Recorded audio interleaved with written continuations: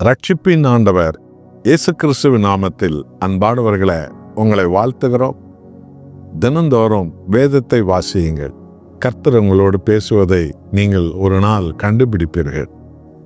எல்லாவற்றுக்கும் கிறிஸ்து இயேசு வழியாக பிதாவின் சமூகத்தை நோக்கி மன்றாடுங்கள்.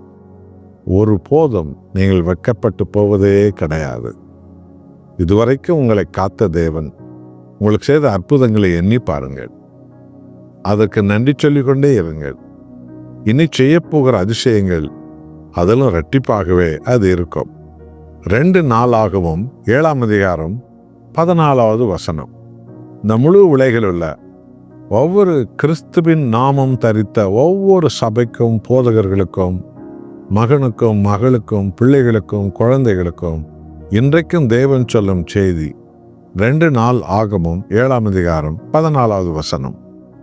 என் நாமம் தரிக்கப்பட்ட எஜனங்கள் தங்களை தாழ்த்தி ஜெபம் பண்ணி என் முகத்தை தேடி தங்கள் பொல்லாத வழிகளை விட்டு திரும்பினால், அப்பொழுது பரலோகத்தில் இருக்கிற நான் கேட்டு அவர்கள் பாவத்தை மன்னித்து அவர்கள் தேசத்திற்கு க்ஷேமத்தை கொடுப்பேன். அல்லேலூயா. பார்த்தீர்களா? ஆண்டவராக இயேசுவின் நாமம் தரித்தவர்கள் தான் கிறிஸ்தவர்கள். நாம் அந்த சபை, இந்த சபை, எந்தெந்த சபை என்று இந்த சபை பெயர்களை அதிகமாக மற்றொருடத்தில் சொல்லி தெரியக்கூடாது. மாறாக இவை எல்லாவற்றுக்கும் மேலாக எல்லா சபையும் இயேசு கிறிஸ்துவை சார்ந்து தானே.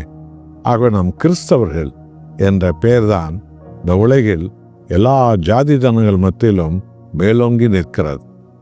ஆகவே தேவன் தன்னுடைய பெயரை வைத்திருக்கிற கிறிஸ்தவ மக்களுக்கு சொல்லும் செய்தி, என் நாமம் தரித்திருக்கிற என் ஜனங்கள் தங்களை தாழ்த்தி என் முகத்தை தேடி ஜெபம் பண்ணி தங்கள் பொல்லாத வழிகளை விட்டு திரும்பினால், நான் அவர்கள் ஜெபத்தை கேட்டு அவர்கள் பாவத்தை மன்னித்து அவர்களுக்கும் அவர்கள் தேசத்திற்கும் ஒரு பெரிய ரட்சிப்பின் ஆசீர்வாதங்களை நான் தருவேன் என்று சொன்னான்.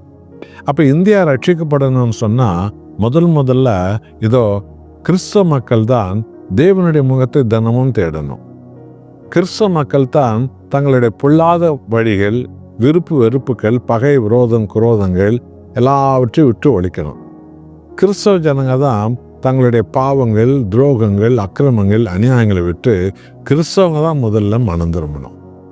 நம்முடைய அர்ப்பணிப்பை, நம்முடைய மனம் திரும்புதலை பார்த்து நம்மை கழுவி நம்மை சுத்திகரித்து நம்மை ரட்சித்து நம்ம உயர்த்துகிற தேவன் நமது நிமித்தம் நமது குடும்பங்களை ரட்சிப்பார், நம்முடைய ஜாதி ஜனங்களை, சந்ததிகளை ரட்சிப்பார், இந்தியாவையே ரட்சிப்பார். ஆகவே நண்பானவர்களே, என் நாமம் தரிக்கப்பட்ட என் ஜனங்கள் தங்களை தாழ்த்தி என் முகத்தை தேடி தங்கள் பொல்லாத வழிகளை விட்டு திரும்பினால், யாரை பார்த்து சொன்னாரு? நம்ம பார்த்து சொல்றார். இந்த உலகம் முழுவதும் கிறிஸ்தவ சபைகளெல்லாம் மனம் திரும்ப வேண்டும். 100க்கு 80 மடங்கு பாஸ்டர்மார்கள், பாதிரிமார்கள்லாம் மனம் திரும்பணும். பிரசங்கிமார்கள், போதகமார்கள்லாம் மனம் திரும்பணும். கிறிஸ்தவர்கள் 100க்கு 90 மடங்கு இன்னைக்கு மனம் திரும்பினது ரொம்ப ரொம்ப அவசியமா இருக்குது. 110% தான் உத்தமம், உண்மையும் தெய்வ பயம் உள்ள கிறிஸ்தவங்களை பார்க்கலாம்.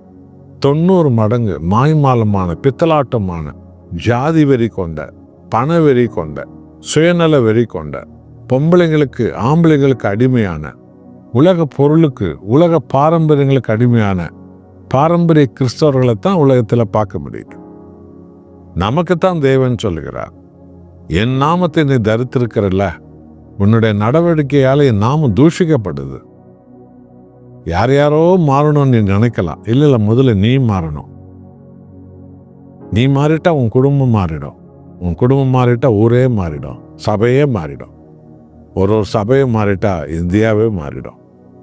நம்மைத்தான் தேவன் அழைக்கிறார்.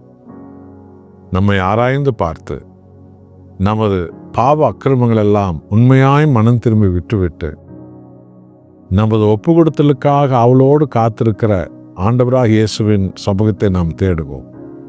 சபைகள்லாம் மனம் திரும்பிட்டா இந்தியாவை ரட்சிக்கப்பட்டணும். எத்தனை கோலியாத்து வந்தாலும் பிரச்சனை இல்லை. தாவீதுக்கு வரணும் இல்லை, தாவீது வந்தா போதும், எல்லா கோலியாத்தான் அவன் நிர்மூலமாக்கிடுவான். அப்போ தாவீதுகளாக நாம் வரணும் இல்லையா? அப்போ நாம் தான் முதலாவது மனம் திரும்பணும். நம்முடைய ஒப்பு கொடுத்தல்ல தாய்ந்து இந்தியாவின் ரட்சிப்பே இருக்கிறது. அர்ப்பணிப்போமா? ஜெபம் செய்வோம். அன்புள்ள பிதாவே, எங்கள் ஆண்டவர் இயேசுவை உலகத்தின் பாவங்களை சுமந்து தீர்க்க அனுப்பினீர். கிறிஸ்து சிந்திய இரத்தத்தால உலகமெங்கும் கிறிஸ்துவ சபைகள், கிறிஸ்துவ குடும்பங்கள், கிறிஸ்துவ சந்ததி பூமியில உயர்ந்து வந்திருக்கிறது. என் நாமம் தரித்து என் ஜனங்கள் தங்களை தாழ்த்த வேண்டும் என்று அழைத்துகிறேன். சபைகள்லாம் மனம் திரும்பும் காலம். போதகர்கள், பாஸ்டர்கள், பாதிரியார்கள்லாம் மனம் திரும்பணும். கிறிஸ்துவ கணவன் மனைவி குடும்பங்களாம் மனம் திரும்பணும் என்பதைத்தான் நீர் அழைக்கிறீர். அப்போது இந்தியாவுக்கே ரட்சிப்பு வரும். இந்த சத்தியத்தை எங்களுக்கு சொன்னதற்காய் கோடி ஸ்தோத்திரம். இயேசு நாமத்தில் பிதாவே, ஆமென்.